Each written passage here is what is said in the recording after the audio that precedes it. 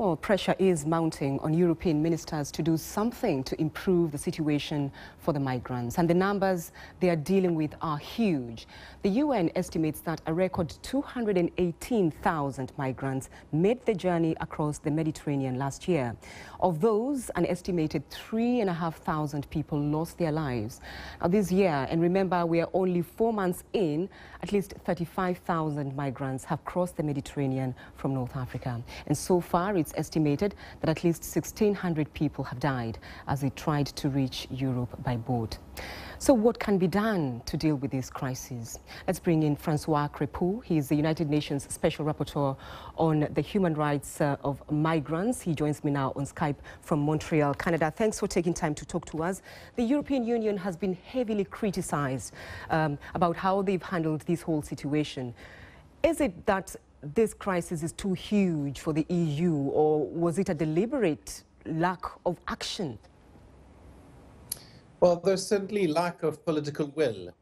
One thing that has to be done immediately is to step up search and rescue at sea. Mare Nostrum last summer was a good operation. It should be Europeanized, and what is being done with Triton operation at present is good, stepping up the efforts. The second thing is that you've seen that the people who come are Syrians. Now, Syrians, we know, are refugees. We know that. And they're stuck in countries in the Middle East where no future is offered to them. The global north has not offered them anything.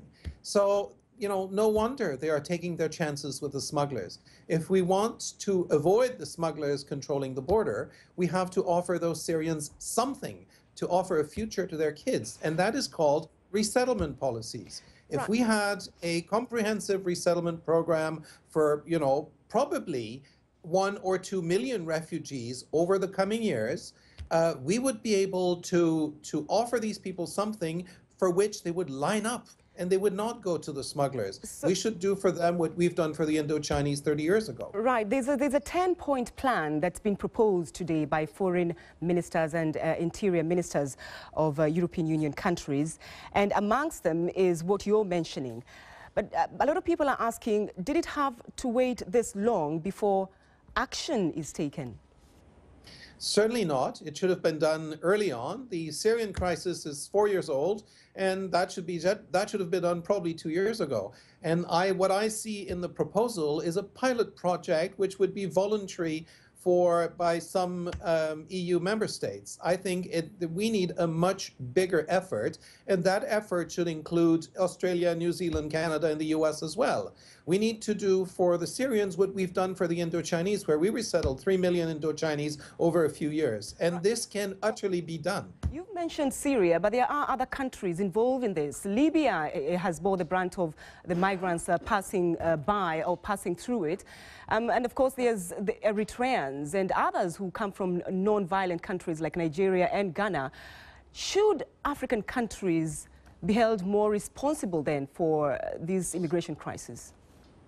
There's a lot to be done with countries of origin and countries of transit, not only on the repressive side, because that won't work. It will only entrench smuggling rings. But if we can work with countries of origin to develop employment, if we can work with transit country to offer, guarantees for protection, if we can offer solutions to what these migrants are looking for, i.e. a future, be they in need of protection or in need of economic opportunities, if we can offer them solutions, they won't move. But we have to understand that we live in a globalized world, we enjoy mobility, and they don't see why they shouldn't enjoy mobility as well. So we are in a world where mobility is going to happen whether we like it or not. It's our choice now to decide whether to control it, regulate it, organize it, or to let the smugglers play the game. All right, François Crépeau, the UN Special Rapporteur on the UN and the human rights of migrants. Thank you for taking time to talk to us. Thank you.